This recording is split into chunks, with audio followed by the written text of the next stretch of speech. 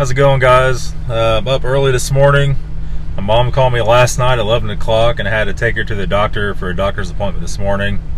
Basically didn't sleep at all. We're going into a local farm store to get Freon, and we're going to get Freon here for $3.98 for a container of it. I think O'Reilly's wants almost $15 for it, 14 some change. What I'm gonna do, I'm gonna charge the Sequoia. I noticed today it's like 10 in the morning and it's 96 degrees outside. It does really good driving, but sitting still, it's kind of cool, but not cold enough. The 318 is the same way. That Silver 520 I have is the same way. We're just gonna get some Freon. We'll get a few cans. We'll get back to the house. We'll add everything up. We'll do a video of it. A lot of you guys are wanting to know how you do that and how you do it correctly without blowing your AC system up, and we're going to show you that.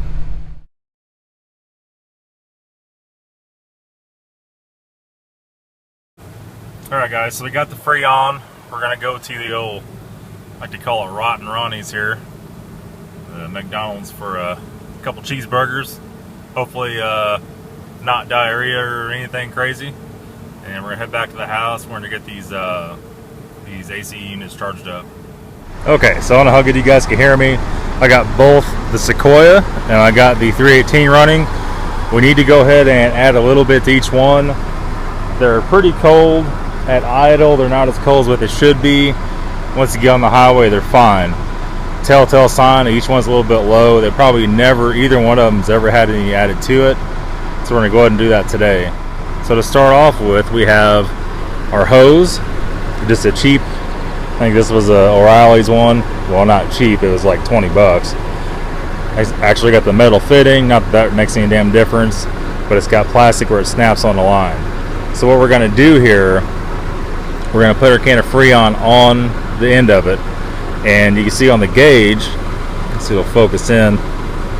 You're gonna wanna keep it in the green, and everybody says that operating temperature after it's been running with the compressor running in between 30 and 40.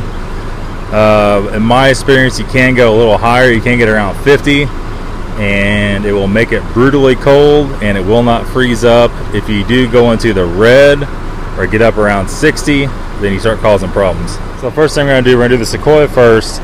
We're gonna screw the can on. Don't puncture the can yet, just screw it on. We're gonna go over here, we're gonna locate our low side, which we know it's right here. And there's two different fittings, there's low and high. It'll only fill on the low side. The high side is always bigger, something to remember. So we're gonna go ahead and put that somewhere, we're not gonna lose it. And we're gonna go over here, and we're gonna snap on, without dropping it, our hose.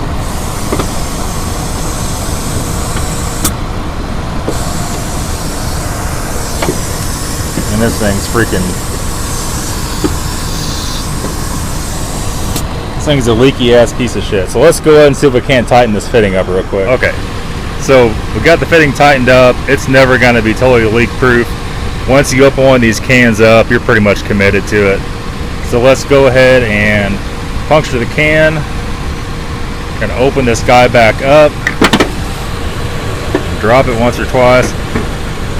Never realized how hard it is to do something one-handed until you got to run a camera and do this.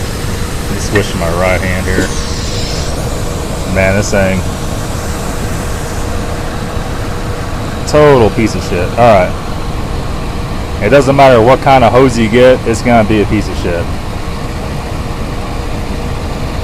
Okay, so open the valve all the way up, and you can feel the can starts getting cold. You never want to dump it upside down. Pull it to the side like this, and we're going to want to put about a half a can in it. Look at our gauge, it's in the red as we're adding. Once we pull that off, it's going to go back down. It's kind of hard to judge it by that. Let's go and close the can back up here.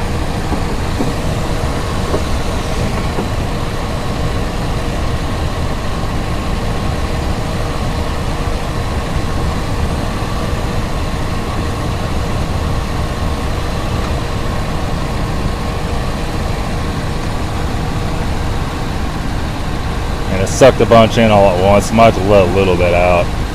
Let's go ahead and go to the 318. We'll add that before our can leaks out. Okay, so here we are a couple hours later. It was so hot out, the camera actually shut off when it turned back on. So what we end up doing, we end up adding it until we were in the green. And on the 318, see if it's, come on, focus, there we go. On the 318, it actually had too much in it. Now, if it's up here in the red already, you know, when the compressor's running, when the compressor's not running, it's going to be maxed out. So this was already around 70 with the compressor running. We actually just had to let some off of it. So what I did, I had 3/4 of a can left. I ran down to the E53X5 that we just had that AC all apart, and we actually put it in that. And it's not enough to totally charge it, but it's better than wasting the can. So that's where we ended up. The Sequoia, let a little bit out of it. It seemed like it was the coldest, you know, right around 60, just barely in the red. And this is just a cheap ass gauge. You can't really go by it. It just gives you a basic idea. But, you know, like I said before, I got the Freon for $3.97. I do this all the time. We never have a problem. What you need to know is if you get too much in it and your compressor's shutting off, at that point in time you need to let some air out of it. So to let some air out of it, you can just hook the hose onto it. You can use a screwdriver, but it's pretty messy. Hook the hose onto it, and you open up the valve, and it'll bleed air off of it. And you can actually bleed it off until you get it down in, you know, around 50, 55 to the designated area where you want it at. And that's how you do it, guys. That's how you refill your AC. There's no pay in a shop, a bunch of crazy money. I've done this to hundreds of them. You know, like I said, whatever hose you buy is going to be leaky. It's just kind of the way it is. Nothing you can do about it. But don't let a shop charge you $100 or more to refill this, especially if you have a car in, you know, you have no idea what's wrong with it. And one trick you can do to figure out where the leak is, if you get a car in, it has no freon at all, no pressure at all at the valve, you could actually hook this hose to it. You could hook a can of the Freon to it with the engine off. You could puncture the can. You could actually pressurize the system with the engine off, and you can listen for the leak and listen for the hiss. That's usually how I find them. Usually it's pretty easy to find them like that. If it's a really slow leak, it might be harder to find it, but as a rule of thumb, that's a pretty good way to do it. Now, I know a lot of you guys are going to say, you got to have the high-low gauges, you got to have everything, you got to put a vacuum on the system. Well, if it's a brand new car, I could see maybe doing that. A lot of these cars are $2,000 cars, $3,000 cars. You just need it to work. Most of these BMWs especially, you know, they don't have many AC problems. Usually it's just a top off. You just need to add a little bit. There's no reason to pay shop labor to do that.